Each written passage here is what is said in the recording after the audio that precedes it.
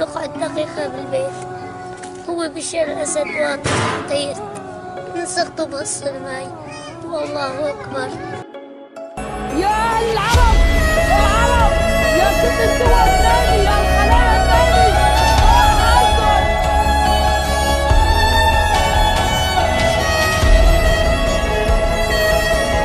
یہ غازی یہ تیرے پراسرار بندے جنہیں تو نے بخشا ہے ذوق خدائی، دو نیم ان کی ٹھوکر سے صحرا و دریا، سمٹ کر پہاڑ ان کی ہیبت سرائی، دو عالم سے کرتی ہے بیگانہ دل کو، عجب چیز ہے لذت آشنائی، شہادت ہے مطلوب و مقصود و مومن، نہ مال غنیمت نہ کشور کشائی۔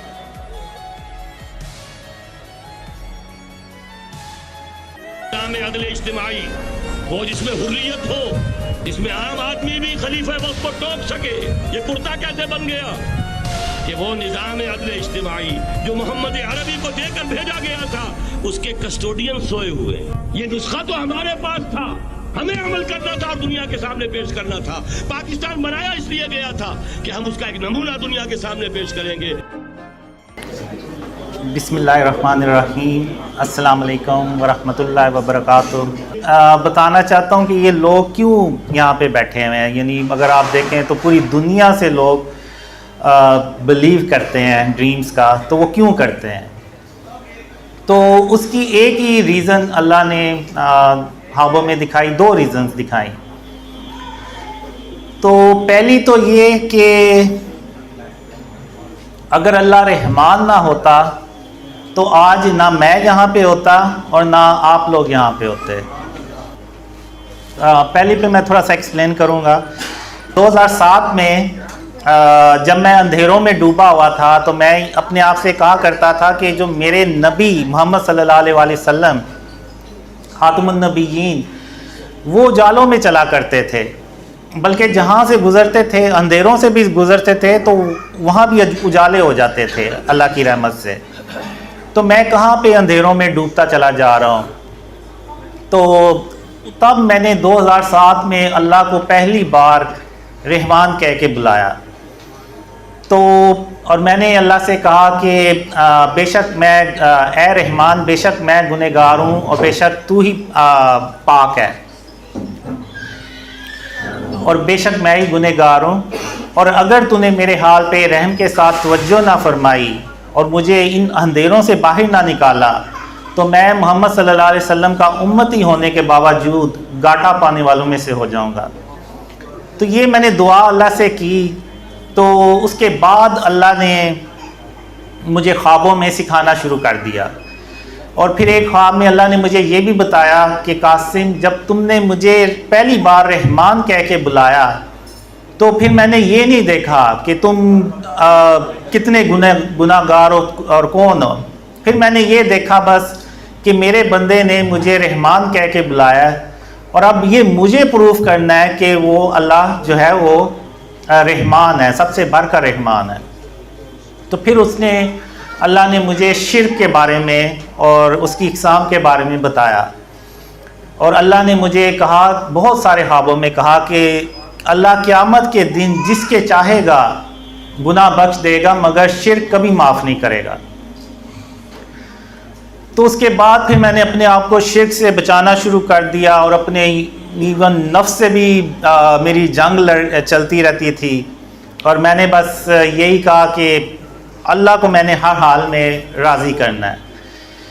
تو اب یہ جو کچھ بھی ہوا، پھر اللہ نے مجھے ڈریمز دکھائے، پھر میں نے جب 2015 میں ڈریم شیئر کرنا شروع کیے تو اس وقت مجھے محلے میں بھی کوئی لوگ محلے دار بھی مجھے نہیں تھے جانتے۔ تو آج اگر آپ دیکھیں تو 2015 سے لے کے آج 2023 تقریباً 8 سال، تو اللہ نے جو خواب تھے وہ پوری دنیا میں پھیلائے۔ ایون اگر آپ یوٹیوب پہ دیکھیں تو بڑے بڑے علماء نے بے شک محالف میں ہی بات کیوں نہ کی، ان تک وہ خبر پہنچ گئی، یعنی اللہ نے وہ خواب جو تھے وہ ان تک پہنچا دیے۔ تو یہ اللہ کی مدد کے بغیر تو ناممکن تھا کہ ایسا کچھ ہوتا۔ تو اب اللہ نے اتنی کیوں مدد کی، جبکہ میں ریلیجیس بھی نہیں ہوں اور میری داڑھی بھی نہیں ہے، اور نہ میں کوئی اتنا اچھا انسان ہوں. تو اللہ نے مجھے ایک ہی ریزن بتائی, جو دوسری ریزن جو تھی وہ یہ بتائی اللہ نے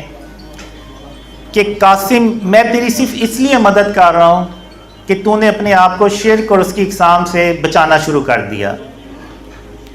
اب میں نے بچانا شروع کر دیا, یعنی مکمل طور پہ میں بھی نہیں اس پہ ابھی تک کنٹرول کر سکا, کیونکہ آپ کو پتہ ہے ہر روز کوئی نہ کوئی چیز لے کے آنی پڑتی ہے,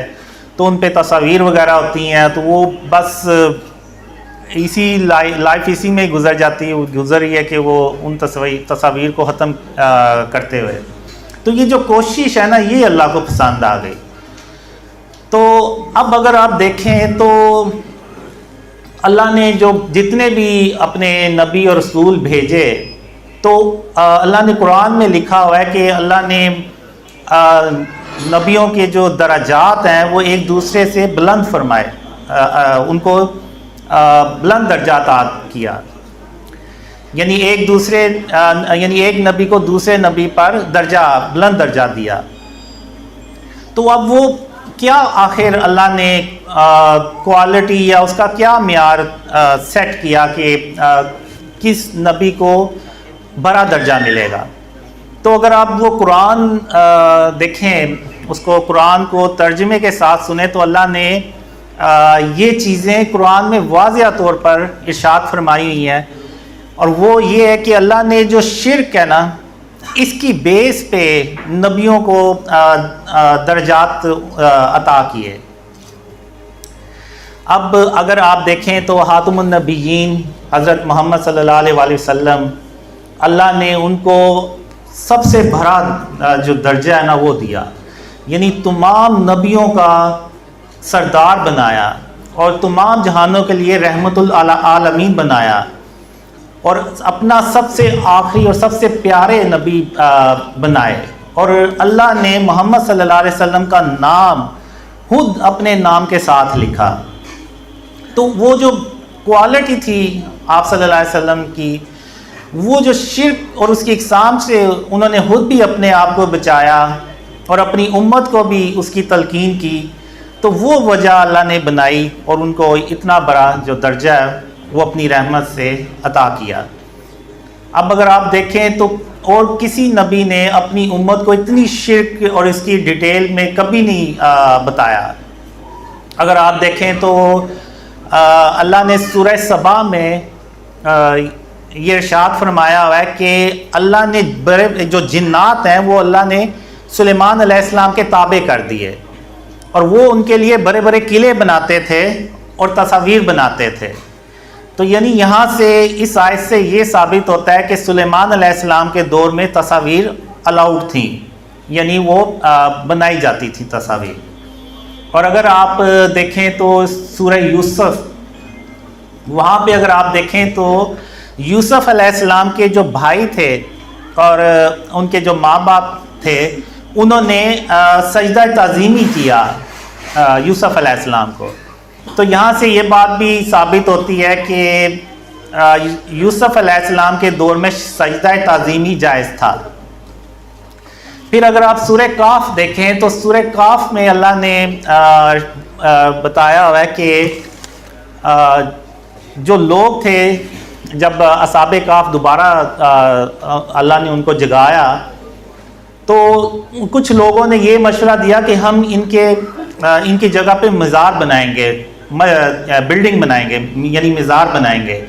تو یعنی یہاں سے یہ ثابت ہوتا ہے کہ اس دور میں عیسیٰ علیہ السلام کے دور میں مزارات یا مقبرے جو تھے یہ بھی الاؤڈ تھے. تو جب حضرت محمد صلی اللہ علیہ وسلم اللہ کے آخری رسول صلی اللہ علیہ وسلم آئے, تو آپ صلی اللہ علیہ وسلم نے جو سجدہ تعظیمی تھا اس کو بھی حرام یعنی شرک کی کیٹیگری میں ڈال دیا, اور جو تصاویر تھیں ان کو بھی حرام قرار دے دیا, یعنی شرک کی کیٹیگری میں ڈال دیا. اور جو مزارات تھے, یعنی ایک حدیث ہے کہ آپ صلی اللہ علیہ وسلم نے حضرت علی رضی تعالیٰ عنہ کو یہ مشن دیا کہ جتنی بھی قبریں ہیں ان سب کو برابر کر دیں, اور جتنی بھی تصاویر اور بت ہیں ان سب کو توڑ دیں اور ختم کر دیں. تو آپ صلی اللہ علیہ وسلم نے یہ تینوں ہی چیزیں ختم کر دی، کیونکہ آپ صلی اللہ علیہ وسلم کو پتہ تھا کہ بعد میں جو ہے نا یہ امت مقبرے بنا کے مزار بنا کے تو وہ وہاں پہ منتیں مانگیں گے، سجدے بھی ہم نے کرتے ہوئے دیکھا۔ اگر وہ قبریں ساری ہم آپ صلی اللہ علیہ وسلم کی سنت پہ اور حکم پہ عمل کرتے تو ساری قبریں برابر ہونی تھی، کوئی مقبرہ نہیں تھا نا، اور نہ مقبرہ ہوتا نہ یہ سجدے کرتے۔ تو اب اتنی ڈیٹیل میں حضرت محمد صلی اللہ علیہ وسلم نے اپنی امت کو شرک اور اس کی اقسام کے بارے میں بتایا۔ اب چونکہ آج ماڈرن دور ہے تو ماڈرن فارم آف شرک ہے،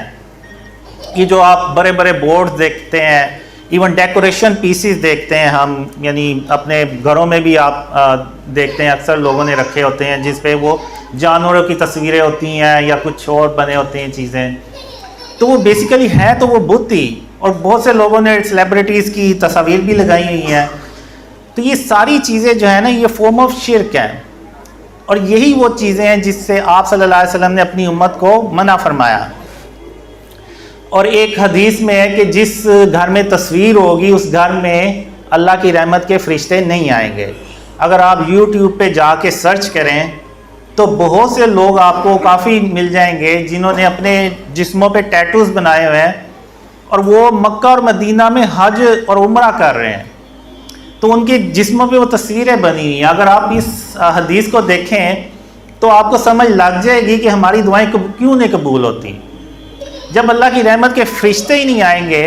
تو ہماری دعائیں بھی کیسے قبول ہوں گی؟ تو جو کنیکشن ہے وہی ٹوٹا ہوا ہے، تو وہ کیسے ہماری دعائیں جو ہے نا وہ قبول ہوں گی؟ تو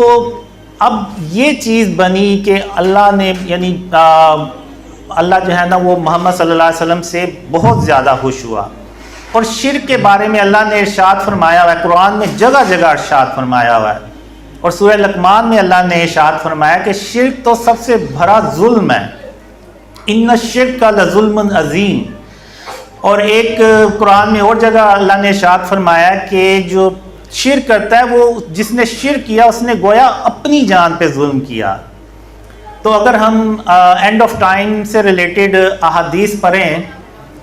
تو ان میں یہ لکھا ہوا ہے واضح طور پہ کہ قریب قیامت کے جو دنیا ہے نا وہ پوری شرک سے یہ ظلم سے بھر چکی ہوگی۔ تو ابھی کچھ دن پہلے ہم لاہور میں ایک میٹنگ کر رہے تھے، تو وہاں پہ مبشر صاحب ہیں، اگر میں غلط بھول نہیں رہا ان کا نام، تو انہوں نے یہ بات بتائی کہ جو شرک ہے وہ بیسیکلی ظلم ہے، اور وہ جو ظلم یعنی جس چیز کا وہ احادیث میں ذکر کیا گیا ہے تو وہ یہی ظلم ہے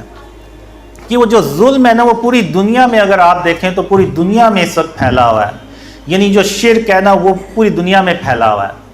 آپ دیکھ لیں ایون مسلمان ملکوں میں دیکھ لیں، آپ بڑے بڑے بورڈز نظر آئیں گے، آپ کسی بھی ہاؤسنگ سوسائٹی میں چلے جائیں آپ کو وہاں پہ بت نظر آئیں گے پڑے ہوئے، ایون آپ کپڑوں کی دکانوں پہ چلے جائیں وہاں پہ آپ کو بت نظر آئیں گے، اور یہ وہی بت ہیں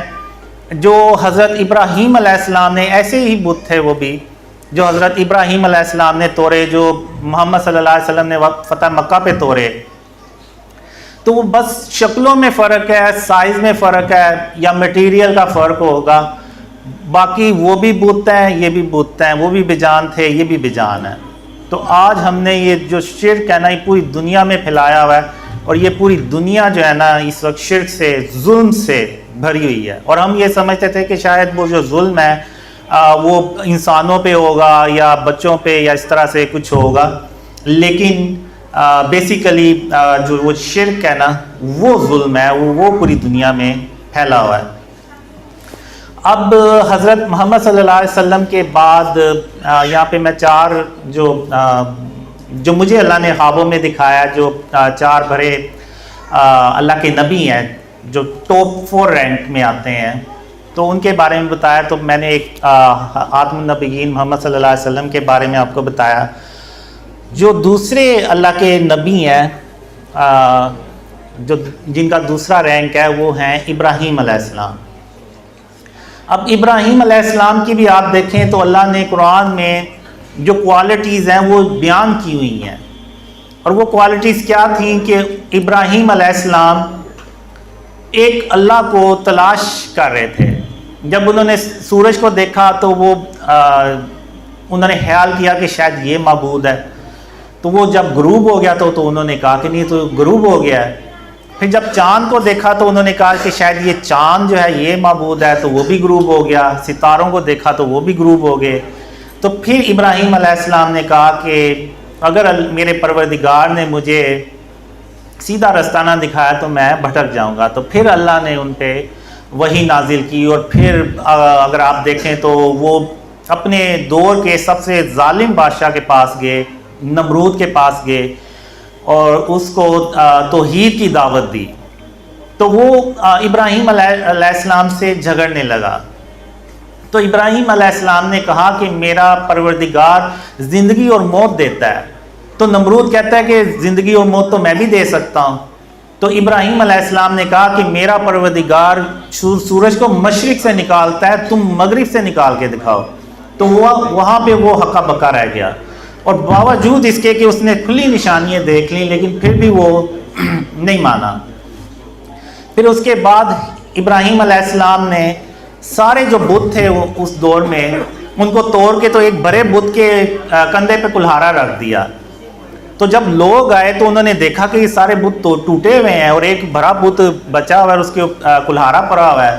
تو انہیں پتہ چل گیا کہ یہ کام ابراہیم علیہ السلام نے کیا ہے. تو جب ابراہیم علیہ السلام سے پوچھا گیا تو ابراہیم علیہ السلام نے کہا کہ جو بڑا بت ہے آپ اس سے پوچھیں, اس کے سامنے سب کچھ ہوا ہے. تو اس نے کیوں نہیں بتایا, یہ اس سے پوچھیں, آپ اس کو پتہ ہوگا. تو انہوں نے کہا یہ تو ان کافروں نے کہا یہ تو بے جان ہے, یہ تو بت ہے, یہ کیسے بولے گا. تو پھر ابراہیم علیہ السلام نے کہا کہ پھر تم سوچتے کیوں نہیں ہو, جب یہ تمہیں نہ کوئی فائدہ دے سکتا ہے کوئی نقصان دے سکتا ہے تو پھر تم اس کی پوجا کیوں کرتے ہو. تو بجائے اس کے کہ سمجھتے, وہ ابراہیم علیہ السلام پہ اور غصے ہوئے, اور یہاں تک کہ ابراہیم علیہ السلام کو آگ میں ڈال دیا. تو آپ اللہ کی شان دیکھیں کہ وہ اللہ نے اس آگ کو کہا کہ ابراہیم علیہ السلام پر سلامتی والی بن جا, تو وہ سلامتی والی بن گئی, یعنی ابراہیم علیہ السلام پر وہ آگ ٹھنڈی ہو گئی. اسی طرح ابراہیم علیہ السلام نے اپنے جو والد تھے ان کو وہ بت تراشتے تھے تو ان کو بھی سمجھایا کہ آپ ان بتوں کو نہ تراشا کریں, ان کو نہ پوجا کریں, ایک اللہ کی عبادت کریں. تو جن نبیوں نے سخت سٹانس لیا شرک اور اس کی اقسام پہ, تو اللہ نے ان کو اتنا ہی اپنی رحمت سے بلند درجہ عطا فرمایا. پھر ان کے بعد تیسرے نمبر پہ جو اللہ نے مجھے اپنے ڈریمز میں دکھایا وہ ہے موسیٰ علیہ السلام.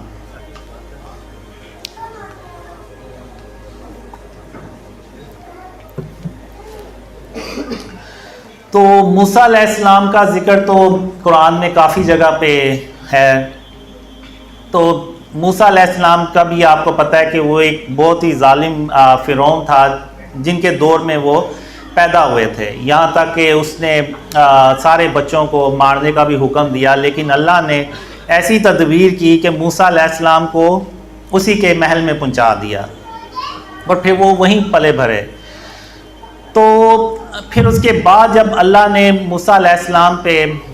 سے کلام کیا اور یہ کہا کہ فرعون کے پاس جاؤ اور اس سے نرمی سے بات کرنا کہ شاید وہ سمجھ جائے. تو پھر موسیٰ علیہ السلام اللہ کے معجزات لے کے ان کے پاس گئے. پھر جب جادوگروں نے اپنی رسیاں ڈالی اور موسیٰ علیہ السلام نے اپنا عصا ڈالا تو وہ ان سب رسیوں کو ایک ایک کر کے نگل گئے. تو فرعون نے اتنا کھلا معجزہ دیکھنے کے باوجود اللہ پہ ایمان نہیں لے کے آیا, بلکہ موسیٰ علیہ السلام اور ان کے جو ساتھی تھے ان کو مارنے کے لیے نکل پڑا. تو موسیٰ علیہ السلام آگے جا رہے ہیں اور فرعون کی فوجیں پیچھے ہیں, اور آگے آ گیا دریا. تو جب دریا آ گیا تو وہ آگے پھنس گئے اور پیچھے سے فرعون کی فوجیں آ رہی ہیں. تو موسیٰ علیہ السلام کے ساتھ جو لوگ تھے انہوں نے کہا کہ موسیٰ علیہ السلام ہم تو پھنس گئے ہیں. تو موسیٰ علیہ السلام نے کہا کہ نہیں, میرا پروردگار میرے ساتھ ہے, میرا اللہ میرے ساتھ ہے اور وہی مجھے رستہ دکھائے گا. تو پھر اللہ نے کہا کہ اپنا عصا جو ہے نا وہ دریا پہ ماریں. تو جب انہوں نے دریا پہ مارا تو وہ دو ٹکڑے ہو گیا اور موسیٰ علیہ السلام وہاں سے نکل گئے اور اللہ نے فرعون کو وہیں پکڑ لیا اور وہ اس کو وہیں ڈبو دیا۔ تو اس کے بعد موسیٰ علیہ السلام کوہ طور پہ اللہ سے کلام کر رہے تھے، تو اللہ نے ان سے کہا کہ موسیٰ علیہ السلام آپ کو پتہ ہے کہ آپ کی جو قوم ہے وہ پیچھے شرک میں پڑ گئی ہے۔ تو موسیٰ علیہ السلام یہ سن کے تو وہ وہاں سے غصے کی حالت میں چل پڑے۔ اور یہاں پہ اب دیکھیں کہ ہارون علیہ السلام اللہ کے نبی بھی ہیں اور موسیٰ علیہ السلام کے بڑے بھائی بھی ہیں، یعنی دو درجے یہاں پہ آگے، دو رینکس آگے۔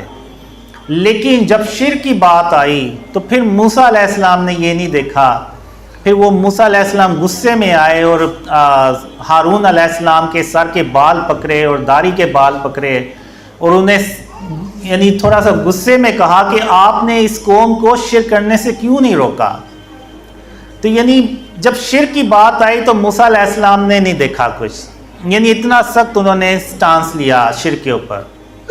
تو اللہ نے آپ دیکھیں ان کو تیسرا جو درجہ رینک ہے اپنے نبیوں میں وہ اپنی رحمت سے دیا۔ تو اب یہاں پہ چوتھے جو نبی ہیں وہ میں آپ سے پوچھوں گا کہ آپ بتائیں کہ وہ چوتھے نبی جو ہیں وہ کون ہوں گے، کیونکہ اللہ نے قرآن میں جو ہے نا وہ ان کا بھی ذکر کیا ہے کافی۔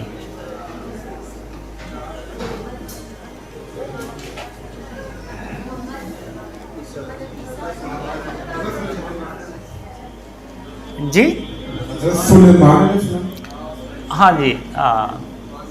جو اللہ نے مجھے ڈریمز میں دکھایا ہے چوتھے نمبر پہ سلیمان علیہ السلام وہ آتے ہیں۔ تو سلیمان علیہ السلام کا بھی اللہ نے ذکر کیا ہوا ہے، اور سلیمان علیہ السلام کی ایک دعا بھی ہے کہ انہوں نے اللہ سے دعا کی کہ جیسی حکومت اللہ نے ان کو دی ہے نہ اس سے پہلے کسی کو دی ہو نہ اس کے بعد اللہ کسی کو یہ ایسی حکومت دے۔ اور اگر آپ دیکھیں تو سلیمان علیہ السلام نے سب سے لگژری لائف، نبیوں میں سب سے لگژری لائف گزاری ہے، اور اللہ نے ان کے جنات اور ہوائیں جو تھی وہ سلیمان علیہ السلام کے تابع کر دی، اور جانوروں کو بھی ان کے تابع کر دیا۔ تو جب سلیمان علیہ السلام نے جنوں، انسانوں اور جانوروں کی جماعتیں بنائیں تو دیکھا کہ ہدہد غائب ہے۔ تو سلیمان علیہ السلام نے کہا کہ یہ کیا وجہ ہے کہ یہ ہدہد غائب ہے، یا یہ کہاں غائب ہو گیا ہے؟ تو سلیمان علیہ السلام نے کہا کہ میں اس کو سخت سزا دوں گا یا ذبح کر ڈالوں گا، یا پھر یہ اپنی غیر حاضری کی کوئی دلیل پیش کرے گا مجھے۔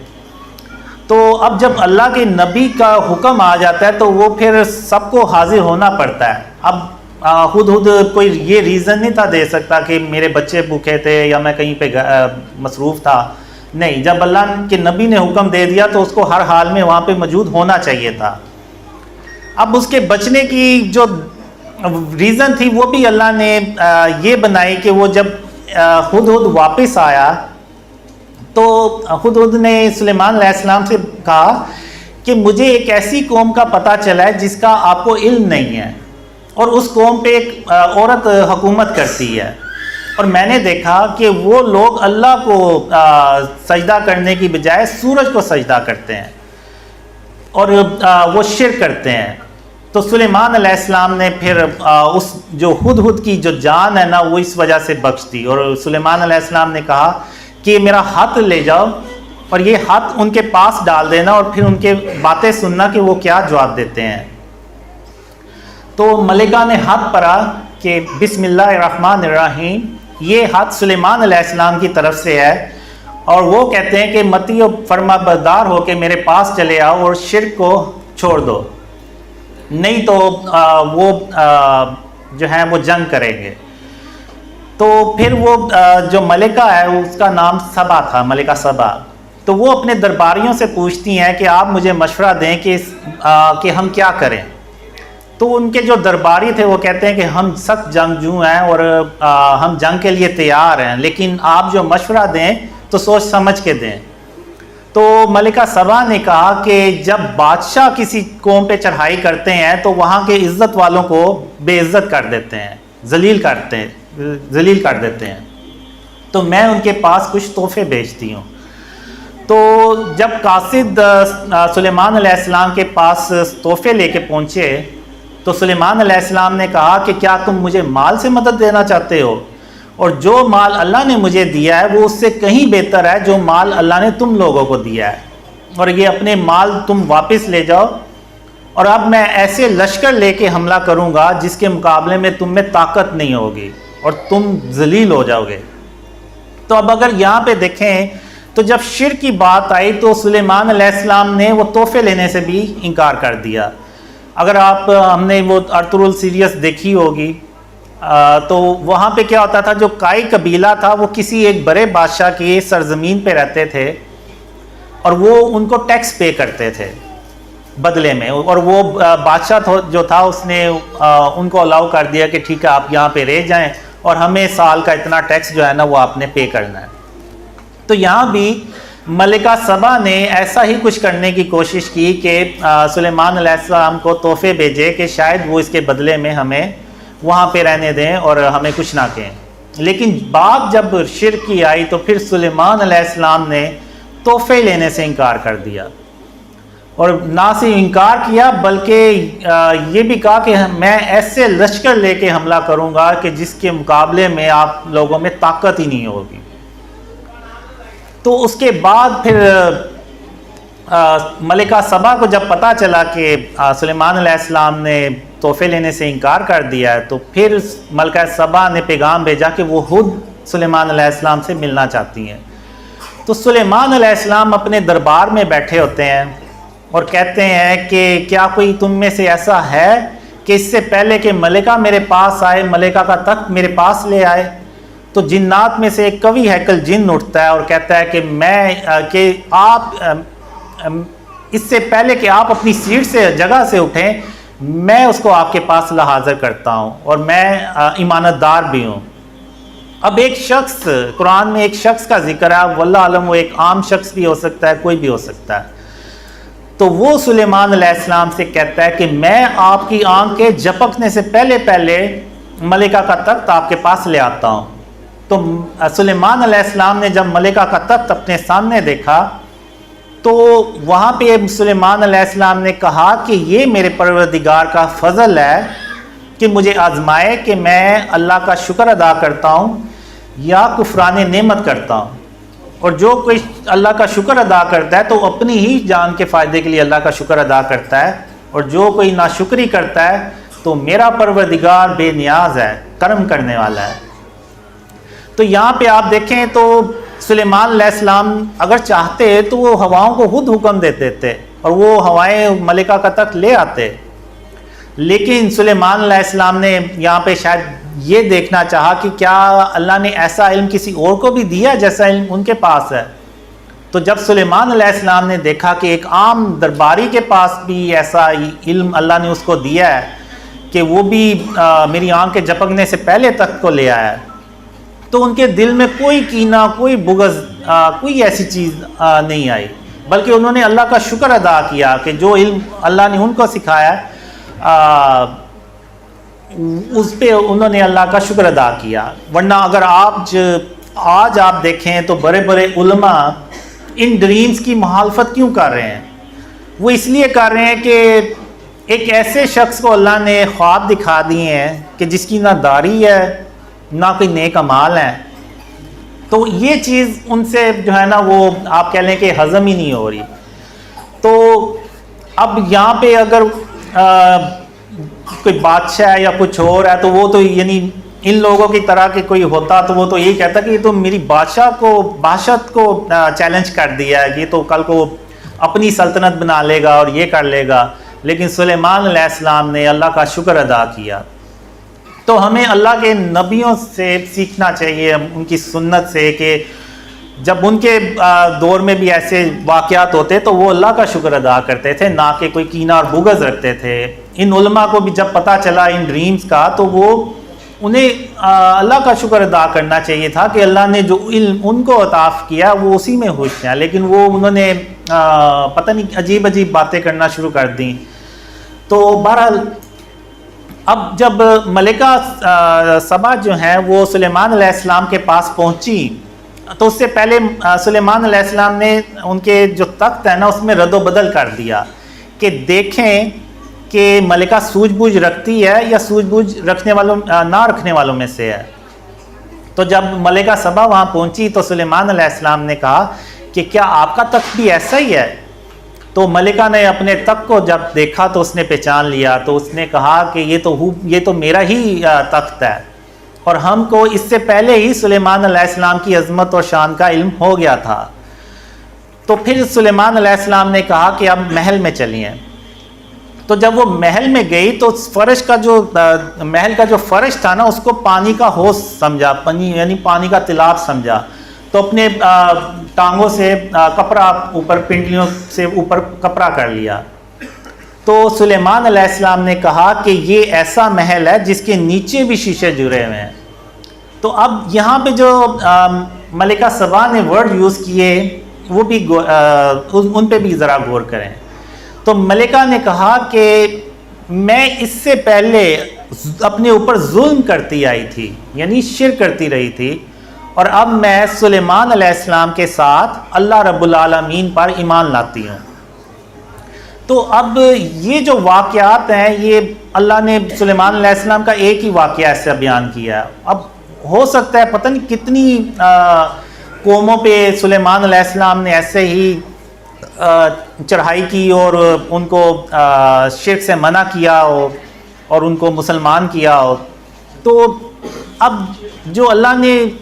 جو معیار بنایا تو وہ بھی جو ہے نا شرک کی بیس پہ بنایا، اور انہی شرک کی بیس پہ ہی شرک کی بیس پہ ہی اللہ نے نبیوں کے رینکس بنائے۔ اب آگے سورہ کاف کو دیکھتے ہیں۔ تو سورہ کاف میں اللہ تعالیٰ نے ارشاد فرمایا ہوا ہے کہ وہ چند لوگ تھے جو ایک ظالم بادشاہ کے آگے کھڑے ہو گئے اور اس ظالم بادشاہ سے کہا کہ یہ جو تم نے باطل خدا بنائے ہوئے ہیں ان کا وجود اللہ کو نہ آسمانوں میں ملتا ہے نہ زمین میں ملتا ہے، اور اس کو شرک کرنے سے منع کیا۔ تو اس بادشاہ نے بجائے اس کے کہ ان اصحاب کاف کی بات سنتے تو ان کو قتل کرنے کے لیے پلان بنایا، تو اللہ نے بھی تدبیر کی اور ان کو غار میں لے گیا، اور 309 سال تک تقریباً غار میں سلائے رکھا اور اپنا ایک معجزہ بنایا۔ اور قرآن میں یہ معجزہ جو ہے یہ بہت زیادہ ڈسکس ہوتا ہے، بہت علماء ایون سورہ کاف کا تو حدیثوں میں ذکر ہے کہ ہر جمعے کو اس کو ضرور، اور اس کی جو پہلی 10 آیات ہیں وہ دجال کے فتنے سے بچاتی ہیں۔ اور آپ یہاں بھی اندازہ لگائیں کہ یہاں پہ اللہ نے ان کی کوئی نیک عمل کا ذکر نہیں کیا کہ وہ بہت نماز پرہیزگار تھے، دیندار تھے، نہیں۔ اللہ نے یہاں پہ بھی شرک کے اوپر جب انہوں نے سٹانس لیا تو وہ پھر اللہ نے ان کا ذکر کیا قرآن میں اور ان کو اپنا معجزہ بنا دیا۔ اور 309 سال کے بعد جب اصحاب کاف اٹھ کھڑے ہوئے تو اگر ہم بھی بہت زیادہ تھکے ہوئے ہوں نا تو 15-16 گھنٹے سوئیں تو ہمیں بھول جاتا ہے پچھلے دن کے کیا ہوا تھا، لیکن آپ دیکھیں یہاں پہ کہ 309 سال سونے کے بعد وہ اٹھتے ہیں،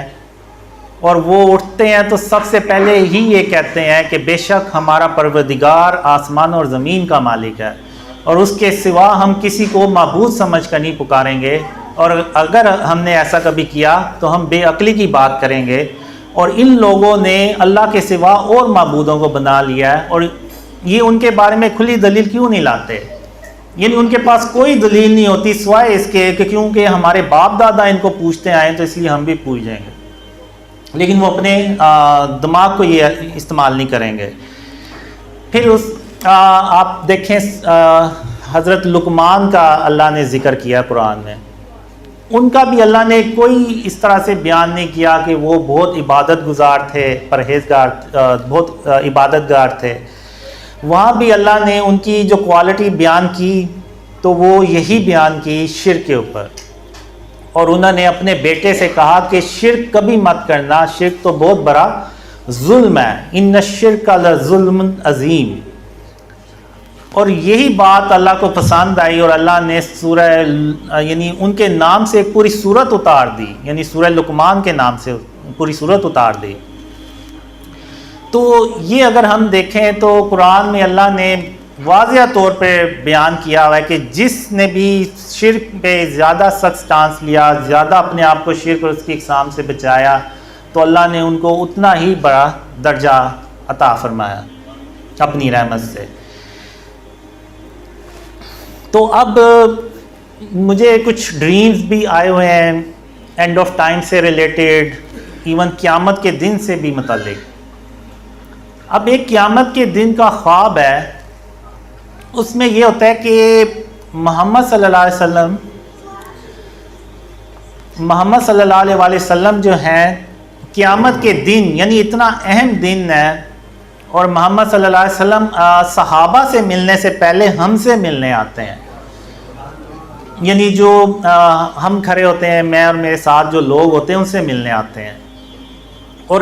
ان پرسن ملتے ہیں، سب سے ایک ایک سے ملتے ہیں، جیسے میں ابھی آپ سے ملا ہوں، تو اس طرح سب سے وہ ملتے ہیں۔ تو وہ ان سے کہتے ہیں کہ جس طرح آپ نے دنیا میں قاسم کے ساتھ رہے، جو بھی کیا، تو آج اللہ جو ہے وہ آپ کو خوش کر دے گا۔ تو اب میں اس ڈریم میں نا حیران اور پریشان ہو رہا ہوتا ہوں کہ آخر ہم نے دنیا میں ایسا کیا کام کیا ہوگا کہ آج کے اتنے اہم دن میں حضرت محمد صلی اللہ علیہ وسلم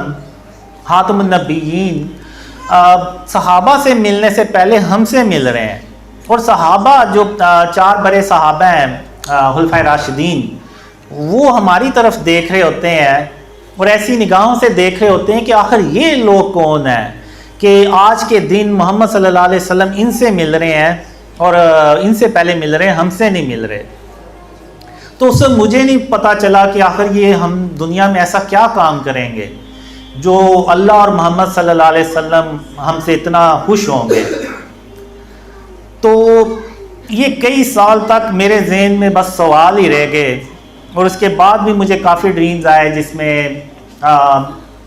ایک کافی میں ذکر بھی کرتا ہوں ان لوگوں سے کہ ٹرین کا، کہ ہم ٹرین پہ جا رہے ہوتے ہیں عیسیٰ علیہ السلام سے ملنے۔ تو میں کہتا ہوں کہ آخر یہ جو ٹرین پہ جو لوگ جاتے ہیں یہ کون لوگ ہوں گے؟ تو اللہ یعنی ان کو کیسے چنے گا، یا کیا ان کا وہ چننے کی جو بنیاد ہے وہ کیا ہوگی، معیار کیا ہوگا چننے کا؟ تو اب مجھے سمجھ آئی جب میں نے ڈریم شیئر کرنا شروع کیے، جب شرک اور اس کی اقسام کے بارے میں بتانا شروع کیا، تو اور ایک ڈریم میں اللہ نے مجھے یہ بھی کافی ڈریمز میں اللہ نے مجھے یہ بھی کہا کہ قاسم میں تیری صرف اس لیے مدد کر رہا ہوں کہ تو نے اپنے آپ کو شرک اور اس کی اقسام سے بچانا شروع کر دیا۔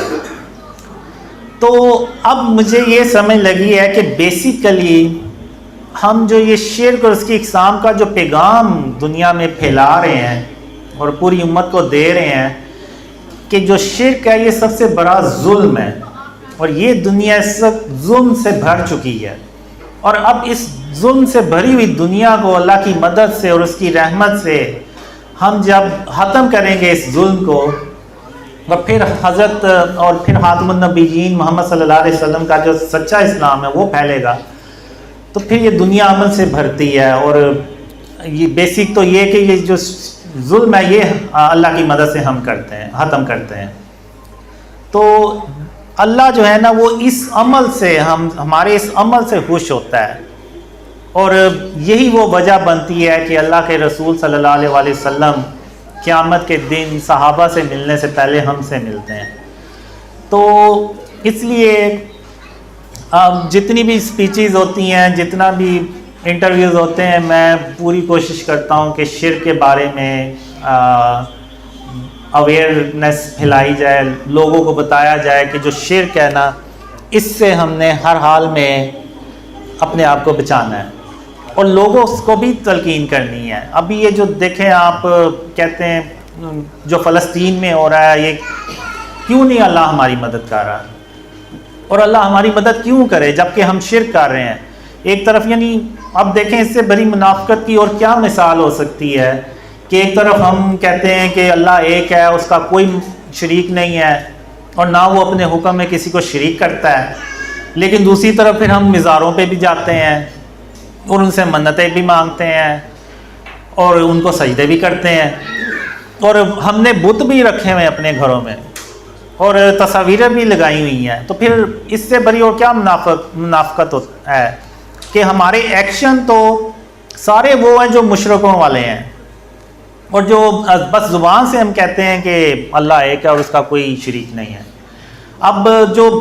کافر لوگ ہیں وہ جو بت بناتے ہیں باطل خداؤں کے، وہ کیا کہتے ہیں کہ وہ مانتے ہیں بیسیکلی کہ اللہ ایک ہے، لیکن وہ ان بتوں کو اللہ کے ساتھ شریک ٹھہراتے ہیں کہ یہ اللہ کے ہاں مقبول ہیں اور یہ ہماری سفارش کر سکتے ہیں. تو بیسیکلی وہ یہ کرتے ہیں. تو اگر آج ہم بھی جو مزاروں پہ ادھر ادھر جا کے کرتے ہیں، بیسیکلی ہم وہی کچھ کر رہے ہیں جو کافر کرتے ہیں، لیکن بس اس کا طریقہ کچھ ہو رہا ہے، لیکن چیز وہی ہے. تو اس لیے جو خاتم النبیین حضرت محمد صلی اللہ علیہ وسلم نے حضرت علی رضی تعالیٰ عنہ کو جو مشن دیا تھا وہ یہی تھا کہ جتنی بھی قبریں ہیں ان سب کو برابر کر دیں اور جتنے بھی بت اور تصویریں ہیں ان سب کو ختم کر دیں. اور حدیثوں میں بھی ہے کہ جس گھر میں تصویر ہوگی وہاں پہ اللہ کی رحمت کے فرشتے نہیں آئیں گے. تو اس لیے ہمیں جو ہے نا وہ اس چیز پہ فوکس رکھنا ہے کہ جب تک ہم اپنے آپ کو شرک اور اس کی اقسام سے نہیں بچائیں گے، اللہ جو ہے نا وہ ہماری مدد نہیں کرے گا. ابھی اسی سال کے شروع میں میں اللہ سے یعنی کہتا ہوں کہ ابھی تک جو ہیں وہ ڈریمز ویسے نہیں پھیلے جیسے کہ پھیلنے چاہیے تھے. تو پھر اللہ نے مجھے کہا کہ قاسم جب تک تم شرک کو نہیں نہ ختم کرو گے تو تب تک میری مدد تم تک نہیں آئے گی. اب ہوا یہ تھا کہ کچھ اخباریں تھیں وہ میرے کیبنٹ میں پڑی ہوئی تھیں اور میں بھول گیا تھا کہ میرے کیبنٹ میں وہ اخباریں پڑی ہوئی ہیں. تو اس خواب میں بیسیکلی اللہ مجھے کہتا ہے کہ قاسم جب تک تم ان اخباروں کو ختم نہیں نہ کرو گے تو تب تک میری مدد تم بھول جاؤ کہ میری مدد تم تک آئے گی. تو پھر میں نے کہا کہ میرے یہ کیبنٹ میں اخباریں کہاں سے آ گئی ہیں، میرے تو کیبنٹ میں نہیں تھیں. تو پھر میں ڈریم میں مجھے خیال آتا ہے کہ ہاں وہ جو میرے نیوز پیپر میں انٹرویوز چھپے تھے تو وہ اخباریں میرے کیبنٹ میں پڑی ہیں، لیکن پھر میں کہتا ہوں کہ نہیں مجھے ان کی ضرورت ہے تو وہ میں رکھ سکتا ہوں. لیکن پھر میں ڈریم میں ہی اپنے آپ کو کہتا ہوں کہ نہیں، مجھے صرف اتنے ہی اخبار کی ضرورت ہے جتنے کہ اس انٹرویو چھپا ہے، باقی اخبار کی ضرورت نہیں ہے. تو پھر میں کہتا ہوں کہ ابھی میں سو رہا ہوں تو جب میں اٹھوں گا تو سب سے پہلے میں یہ کام کروں گا. تو جب میں اٹھا تو میں نے اپنے الماری کو ٹٹولا تو وہ پھر مجھے اخباریں جو ہے نا وہ مل گئیں. وہ اصل میں ایک براؤن کلر کا انویلپ تھا، اس کے اندر وہ پڑی ہوئی تھیں. تو جب میں نے ان کو کھول کے دیکھا تو میں یعنی سر پکڑ کے بیٹھ گیا. اس میں تو بڑی بڑی تصویریں بھی تھیں، ظاہر سی بات ہے آپ نے دیکھی ہوں گی، اشتہار بھی چھپتے ہیں، سارا کچھ تصویریں ہوتی ہیں. تو میں بڑا وہ شرمندہ بھی ہوا کہ میرے اپنے یعنی کیبنٹ میں پڑی ہوئی اور مجھے پتہ ہی نہیں چلا جب تک کہ اللہ نے نہ بتا دیا مجھے. تو پھر میں نے ان اخباروں کو ضائع کیا. تو ایون میں نے اپنا انٹرویو والا پارٹ بھی نہیں رکھا. تو پھر اس کے بعد آپ دیکھیں تو یعنی اللہ نے ایسی مدد کی کہ پوری دنیا میں جو ڈریمز ہیں نا وہ پھیلے. اور ایون اگر آپ دیکھیں تو بڑے بڑے مفتیز جو ہیں انہوں نے بھی بات کی. مجھے اس سے کوئی مسئلہ نہیں ہے، وہ میرے بارے میں جو مرضی کہتے پھریں. مجھے بس ایک چیز کی خوشی ہوتی یہ ہے کہ چلو ان تک یہ پیغام تو پہنچ گیا کہ ایک بندہ ہے اس کو ڈریمز آتے ہیں. تو وہ شاید کبھی سوچیں کہ آخر اس کے خوابوں میں سب سے اہم پیغام کیا ہے. تو وہ ضرور اس چیز کو دیکھیں گے کہ سب سے اہم پیغام جو ہے نا وہ شرک اور اس کی اقسام سے جب تک ہم نہیں بچائیں گے تو اللہ کی مدد جو ہے نا وہ نہیں آئے گی. تو اس لیے آپ نے دیکھا میں نے کبھی کسی عالم کے بارے میں کوئی بات ہی نہیں کی. وہ اس لیے کہ میں نے کہا کہ میرا کام جو اللہ نے مجھے جس کام پہ لگایا ہے کہ وہ شرک اور اس کی اقسام کے بارے میں لوگوں کو، اس امت کو بتانا ہے، تو وہ میرا کام اللہ کی مدد سے ہو رہا ہے. تو اب انشاءاللہ کویسچن آنسرز، ان کے سوال اور ان کے جوابات شروع کرتے ہیں۔